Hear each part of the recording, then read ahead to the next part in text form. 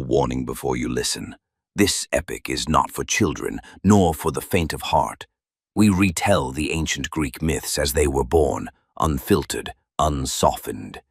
Scenes of violence, curses, betrayals, and a hunger for power that shows no mercy.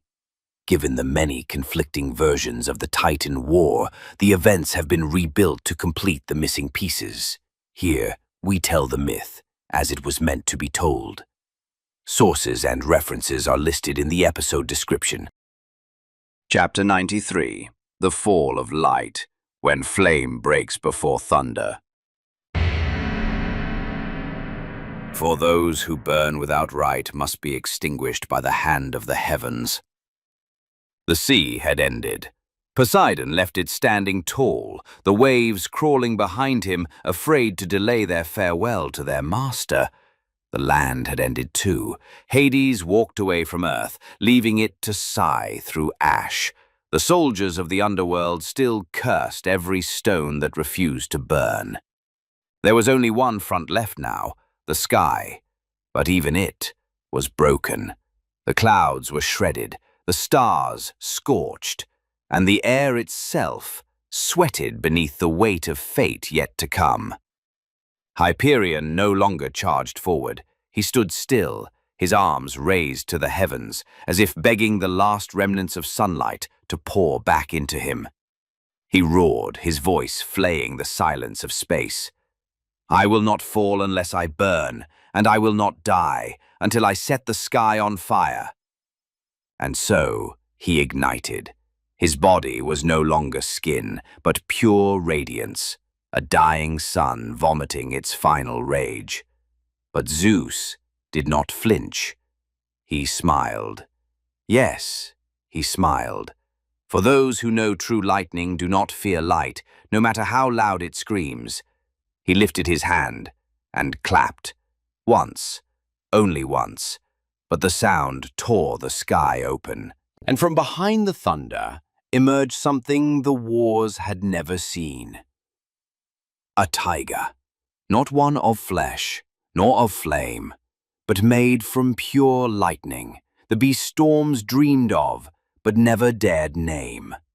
It leapt across the heavens, without wings, but its stride shredded the sky like claws across flesh. Its heart pulsed thunder, its eyes burned with the fury of every cloud that ever betrayed a storm. Hyperion screamed. Nothing devours light. Light cannot be hunted. But the tiger did not listen. It wasn't made to argue. It was made to feed. And it pounced. The circles of light Hyperion had drawn to trap Zeus burst one by one, like balloons swollen with fear instead of fire. Then Zeus spoke, his voice a haze of justice. Light is not taken, it is granted, and you stole it.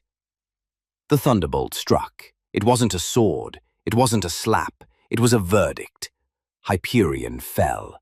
Yes, he fell as if even fire grew tired, as if the sun had finally admitted it had limits. His troops scattered, the light shattered, and for the first time, the sky was clear. Not blue, but a new color, the one that only appears after liars fall. Now the heavens opened their arms, not to anyone, but to the one who had earned them.